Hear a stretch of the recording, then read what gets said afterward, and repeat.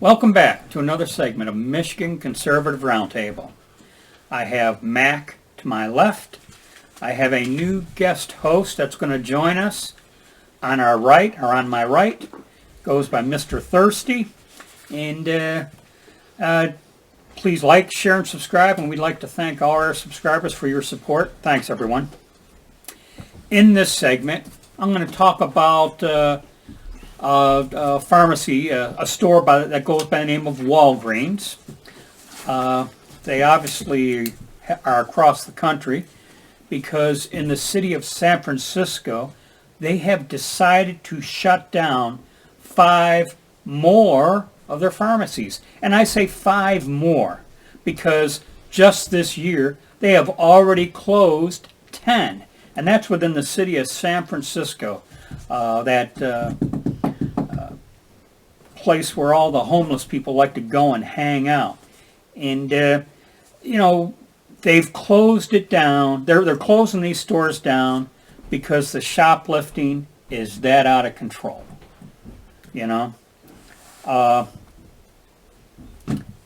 Oddly enough, years ago, and this I'm going to share as a story, an incident story that I was personally involved in, and I've told you this some years ago. Yeah.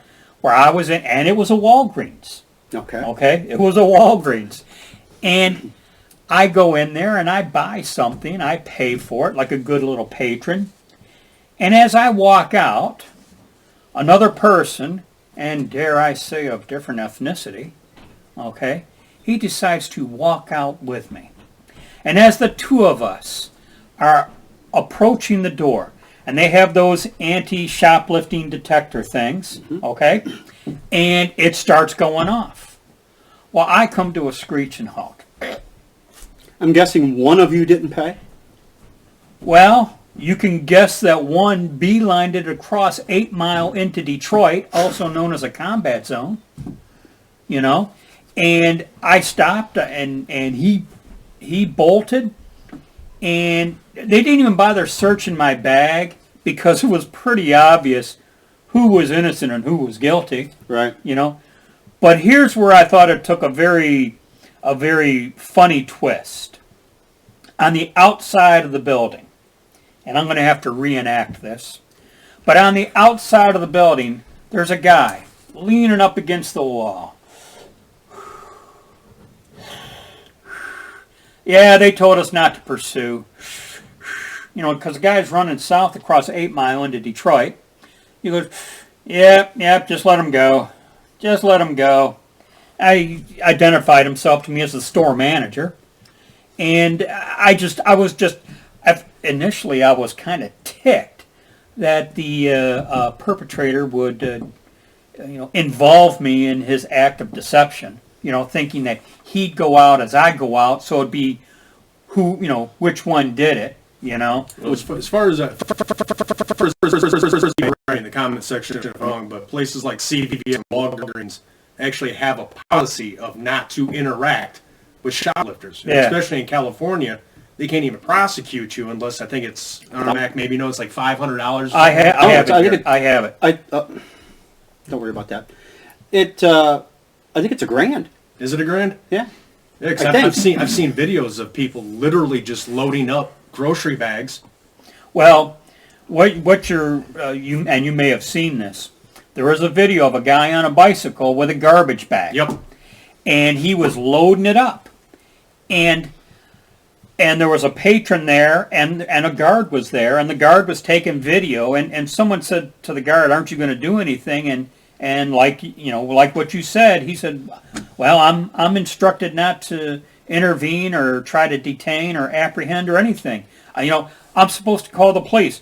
But the problem is, I would like to get this right here. In 2015, California passed a law saying that a theft would need to exceed the $950 value, otherwise it'd still be a misdemeanor. Well, what kind of police response are you going to get over a misdemeanor? And in my they're responding to felonies. Yeah, they're maybe, but maybe. But so Walgreens, the shoplifting has become so bad that Walgreens says, you know what? We're closing shop. We're closing You shop. can't stay in business when your merchandise is going to walk out the door 24/7. You might as well just stand at the door and hand it out as Yeah. complimentary gifts by that And point. then you get these flash mobs that go into a place like a gas station or a 7-Eleven and clean it out like a locust. Yeah. Because Oh, you can't grab 50 people. But yeah, so, and of course the socialists or the left or progressives or whatever they Well, want to go that by. is Nancy Pelosi's district. Yeah. We just need to understand their plight. And if we understood their plight, then we could excuse away such conduct. Well, you also You got people like AOC talking about these people are doing these smash and grabs and these raids because they can't afford bread. They're trying to feed their But they got a families. $1,000 iPhone. Oh, and $300 Jordans on their feet. Yeah. And and dare I employ economics 101, this affects when this type of shoplifting occurs, this affects everybody because if the store is to remain open, prices on everything has to go up to recoup that loss. Yes. That's economics Absolutely. 101. You can't pay that kind of insurance money. And so maybe the people who want to excuse away that activity deserve the higher prices. I don't know, but this is just it's So out of who control. gets punished? The people who work there. The people who go in there and don't steal and need their prescription filled for their kid who's sick. Now they got to go out of their own neighborhood to find a place. Yeah, and that's one of the complaints for those who live in cities. How we've got to go to the suburbs to shop. Well, yeah, because the suburbs aren't going to put up with that. That's what I don't understand, because all they're really doing is hurting their own community, and then they complain when there is nowhere to shop. Then they complain because they have I was an EMT for 6 years, spent a lot of time in Detroit, and I had to transport a lot of people with diabetes, kidney dialysis, heart issues. Well, if you look at what they have to eat down there, it's nothing but junk food. That's because places like Kroger and Meijer, All they got are the liquor stores Yeah. where they can cash their checks. They're Flamin' well Hot back- Cheetos and frickin' Orange Crush. That's Back all and that's forth. available. And there's something wrong with that? So, in any event, this is where socialistic bliss has Right. gotten the cities. The Democrat strongholds. And another thing for them to be proud. Well, let me about. tell you. Now this is of the felony class, but if you were to show up at Nancy Pelosi's house and get your way in and steal all her stuff, I damn bet you they'll be prosecuting you. Yeah, but the odds are whatever you're taking is going to be more than $950 too. Yeah, it could be her $3,000 worth of ice cream. Depends on what refrigerator you're going to rob. That's right. Yeah. So I wanted to mention it. I don't see a solution to this because they're not going to change, and the stores are just going to say, you know what, we're closing up shop. Screw you guys. See you later. Well, I imagine that Gavin Newsom and that gang of Pelosi criminals will want to have government stores.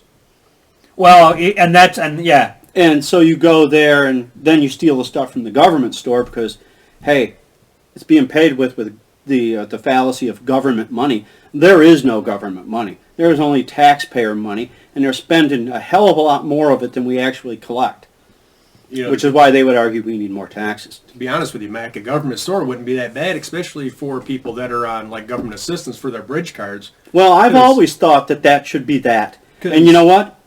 No Cheetos and Orange Crush. Right, there. that's what I'm saying, because I've seen people in 7-Eleven buying Slurpees and donuts, but the guy trying to find a job can't buy a bag of coffee because it's not pre-made. Right. They can't buy toilet paper, they can't buy laundry detergent, but they can buy donuts and Slurpees. Explain that one to me. Right. So, anyways, I think that's it for this Yep. one, unless any other 2 cents to throw in. No, sir. No, I can't afford 2 cents. The government took it. All right. Took one of it at least. Thanks everyone for watching, and we'll catch you in the next segment. As always, be safe, watch your six, and don't tread on me.